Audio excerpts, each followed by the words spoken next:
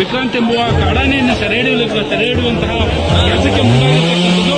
ಈಗಾಗಲೇ ವಿಕ್ರಾಂತ್ ಎಂಬುವ ಆನೆ ತಂಡಕ್ಕೆ ಜೊತೆಗೆ ಇದನ್ನು ಈಗಾಗಲೇ ನೋಡ್ತಾ ಇದ್ದೀವಿ. ಯಾಕಂತಂದ್ರೆ ಕಳೆದ 3 ದಿನಗಳಿಂದಲೂ ಕೂಡ ವಿಕ್ರಾಂತ್ ಎಂಬುವ ಆನೆಗೆ ಸಾಕಷ್ಟು ಹಿಡಿಲಿಕ್ಕೆ ಒಂದು ದಿನಕ್ಕೆ 200 ಸಿಬ್ಬಂದಿಯಿಂದ ಸಿಬ್ಬಂದಿಗಳು ಕೂಡ ಈ ಆನೆ ಹಿಡಿಯಲಿಕ್ಕೆ ಸಾಕಷ್ಟು ಹರಸಾಹಸ ಪಡ್ತಾ ಇದ್ದಾರೆ. ಈಗ ದೃಶ್ಯಾವಳಿಗಳನ್ನು ಸಂಪೂರ್ಣವಾಗಿ ನೋಡ್ತಾ ಇದ್ರೆ ಈಗಾಗಲೇ ವಿಕ್ರಾಂತ್ ಎಂಬುವ ಆನೆ ಏನು ಸೆರೆ ಹಿಡಿದಿರುವಂತದ್ದು, ಜೊತೆಗೆ ಒಂದು ತೋಟದಲ್ಲಿ ಬಂದು ಬಿದ್ದಿದೆ. ಈಗಾಗಲೇ ಅಧಿಕಾರಿಗಳು ಬೀಳಿದ್ದಾರೆ, ಸಾಕಷ್ಟು ಚಿಕಿತ್ಸೆಯನ್ನು ಕೂಡ ಮಾಡ್ತಾ ಇರುವಂತದ್ದು.